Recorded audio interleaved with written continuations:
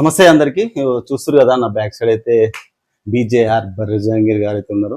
So మాకు వరుసకైతే మేము దగ్గర అంటే ఒకటే గడ్డ మీద ఇంద్రనగర్లో నేను మా మామ పెరిగిన జాగాలో నేను ఉట్టి పెరగడం నాకు అయితే చాలా హ్యాపీగా ఉంది. సో ఇంతకుముందు కంటే మాకు అంత మెచ్యూరిటీ లేకుంటుండే. ఇప్పుడు అసలు ఆ కష్టాన్ని లైవ్లో చూస్తున్నాం కాబట్టి అసలు ఎన్నికల్లో పోటీ చేయడం గెలవడం అదంతా చాలా అంటే ఇప్పుడు అనుభవం వస్తుంది మాకు.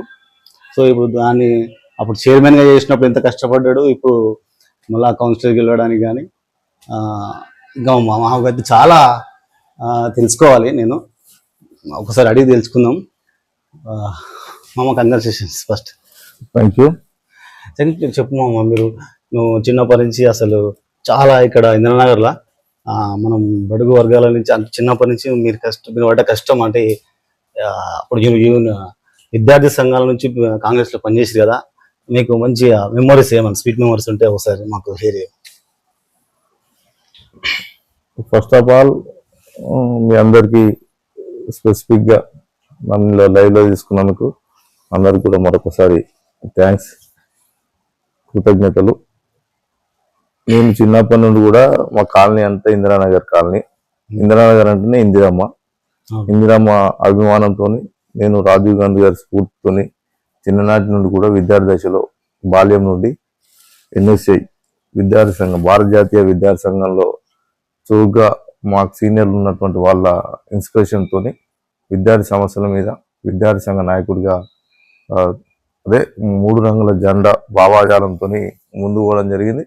దాని తదనంతరం కాంగ్రెస్ పార్టీలో ఉన్నటువంటి సీనియర్లంతా కూడా మాకు యువజన కాంగ్రెస్లో ప్రమోట్ చేసి భువనగిరిలో ఉన్నటువంటి ఆనాడు తెలుగుదేశం పార్టీలో ఉన్నటువంటి ప్రజా వ్యతిరేక విధానాల మీద, ముఖ్యంగా మాధురెడ్డి గారి మీద ప్రజా వ్యతిరేక సమస్యల మీద పోరాటం చేసేటువంటి ప్రతిపక్ష పార్టీగా యువజన కాంగ్రెస్లో మరి అక్కడ ఎస్ఎల్ఎన్ఎస్ కళాశాల కానీ, వైద్య పరంగా ఉన్నటువంటి ప్రభుత్వ ఏరియా ఆసుపత్రికి సంబంధించి కానీ, భువనగిరి పట్టణంలో ఉన్నటువంటి మంచినీటి సమస్యకు ఆ రోజు కరెంటు సమస్య వల్ల విద్యార్థులకు కానీ ఇబ్బందులు పడుతున్నటువంటి ప్రజా సమస్యల మీద ఆనాడు జన్మభూమిలో ప్రతి వాళ్ళు నిలదీసి ప్రజా సమస్యల మీద అదే స్ఫూర్తితోని మేమంతా కూడా నాయకులు ఎదిగినాం.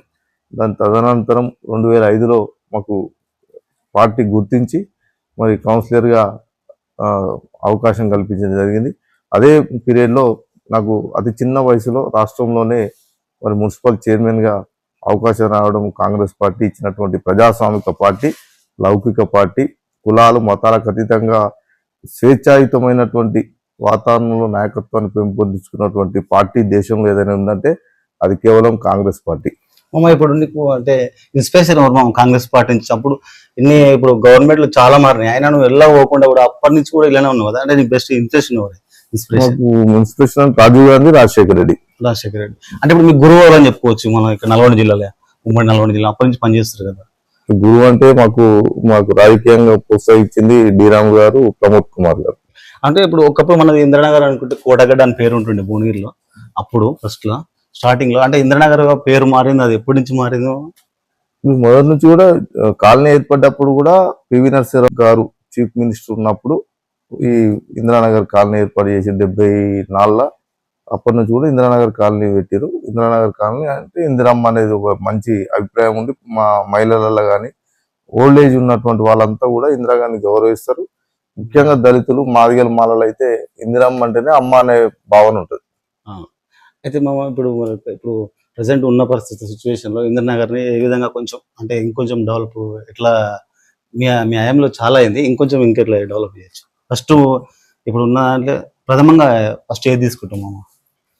ప్రథమం అనేది ప్రజలకు సంబంధించినటువంటి మౌలిక సదుపాయాల కల్పనలో ముఖ్యంగా ఆనాడు మేము 2005లో డ్రైనేజీలు కానీ, సీసీ రోడ్లు కానీ, వాటర్ సమస్యకు సంబంధించినటువంటి కానీ, ఇక్కడ తదనంతరం మొన్న లేటెస్ట్గా ఉన్నటువంటి స్కూల్కు విద్యా అవకాశాలకు స్కూల్ను బాగుపరచడం కానీ, అనేక రకాలుగా పిల్లలకు నిరుద్యోగ యువకులకు అవకాశాలు కల్పించడం, డెవలప్మెంట్ విషయంలో ఎప్పటికప్పుడు ఏదైతే అవసరమో ప్రజలకు అది నిరంతరము చేసేటువంటి తత్వం మా దగ్గర ఉంది. ఇప్పుడు కూడా ప్రణాళికబద్ధంగా ఎక్కడైతే మురికి కాలువల నిర్మాణం అవసరం ఉంది, ఎక్కడ సీసీ రోడ్లు అవసరం ఉన్నాయి, ఇంకా వీధి దీపాలు ఎక్కడ ఉంది, పరిశుభ్రత పచ్చదనం ఏ విధంగా మెయింటైన్ చేయాలి, దీంతో పాటు స్కిల్కి సంబంధించి యువకులకు స్కిల్కి సంబంధించి కానీ అన్ఎంప్లాయ్మెంట్కి సంబంధించి కానీ ఆరోగ్యానికి సంబంధించినటువంటి విషయంలో క్యాంపులు నిర్వహించడం కానీ మరి ఎప్పటికప్పుడు మేమంతా కూడా ఖచ్చితంగా కూడా ముందుకు తీసుకుపోయి ఇందిరానగర్ను ఒక మోడల్ కాలనీగా తీర్చిదిద్దేటువంటి ప్రయత్నం